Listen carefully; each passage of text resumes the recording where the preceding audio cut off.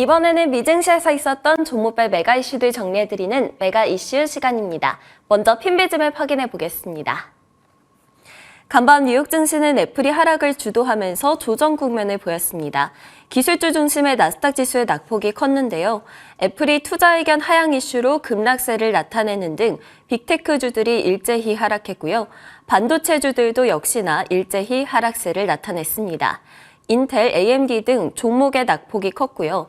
어플라이드 머티리얼즈, 램리서치 등도 모두 급락세를 나타내는 모습이었습니다. 구글과 메타의 하락세에 커뮤니케이션 섹터의 낙폭도 컸고요. 아마존과 테슬라가 포함된 임의 소비재 섹터도 하락세를 주도했습니다. 반면 그 와중에도 견고하게 상승세를 유지한 종목들도 있었습니다. 숙박과 크루즈주들 등 여행주들은 하락한 가운데 윈리조트, 라스베이거스 샌즈 등 카지노주들이 일제히 올랐고요. 월마트, P&G, 펩시 등의 필수 소비재, 그리고 모더나와 화이자 등 헬스케어 관련주들의 흐름이 좋았습니다. 엑손모빌, 쉐브론 등 에너지 섹터는 유가 하락세에도 불구하고 상승세를 나타냈습니다. 이번에는 종목별로 이슈들 짚어보겠습니다. 먼저 애플 소식부터 확인해 보겠습니다. 애플이 바클레이즈에서 투자 의견을 하향하자 급락세를 나타냈습니다. 자세히 확인해 보겠습니다. 바클레이즈에서 애플이 부진하다라고 이야기를 하고 있습니다.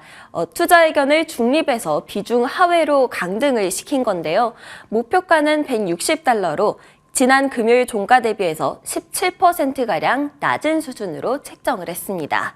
아이폰 15의 중국 판매 부진이 주 원인으로 꼽혔는데요. 아이폰 15의 판매는 활기를 찾지 못했고 아이폰 16도 비슷할 것이다 라고 이야기를 하고 있습니다. 또 하드웨어 수요가 둔화했고 또 애플 서비스 매출이 10% 이상 급증할 상황도 아니다라고 주장을 했는데요. 애플은 작년 기준으로도 연간 50%의 주가 상승률을 기록하기는 했지만 실제로는 매그니피센트 7 종목들 가운데에서 성장률은 가장 부진했던 것으로 드러나기도 했습니다. 애플 주가는 간밤 3.65% 하락 마감했습니다. 다음은 테슬라 소식 확인해 보겠습니다. 테슬라는 4분기 인도량이 예상치를 상회했음에도 불구하고 하락세를 나타냈습니다. 전문가 예상치를 웃도는 48만 5천 대가량을 인도를 했는데요. 한 해 동안에는 약 181만 대를 인도했죠.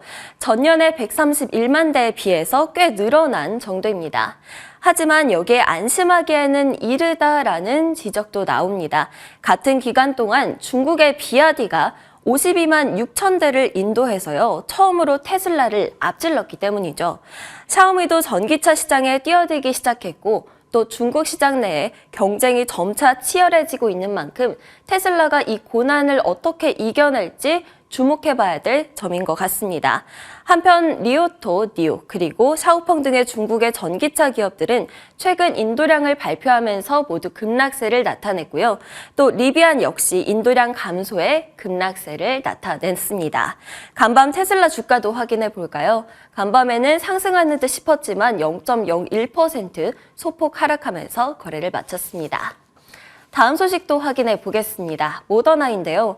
오펜하이머에서 투자 의견을 상향하자 급등세를 나타냈습니다.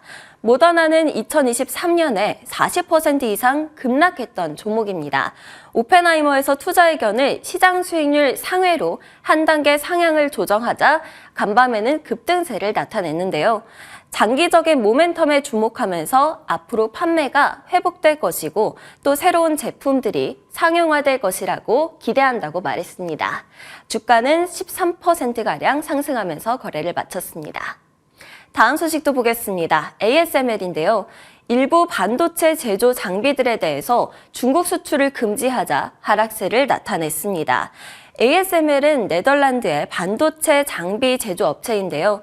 자국 정부로부터 일부 반도체 제조 장비의 중국 수출을 금지당했다고 합니다. 지난번에 네덜란드와 일본 그리고 미국이 첨단 반도체 기술에 대한 중국의 접근을 제한하기 위해서 수출 제한에 합의한 점이 영향을 줬다고 풀이가 되고 있습니다.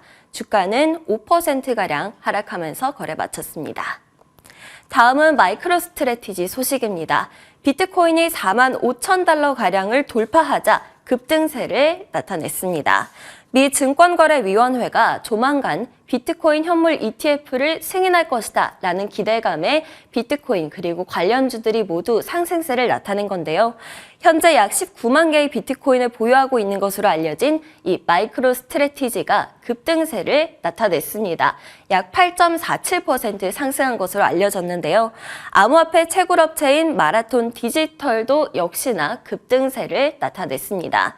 한편 코인베이스의 경우에는 비트코인 급등에도 불구하고 하락세를 나타내는 모습이었습니다. 마지막으로는 마감지수 상황 살펴보도록 하겠습니다. 다우지수가 0.07% 소폭 상승했고요. S&P 500 지수는 0.56% 하락, 나스닥 지수는 1.63% 하락하면서 마감을 했습니다.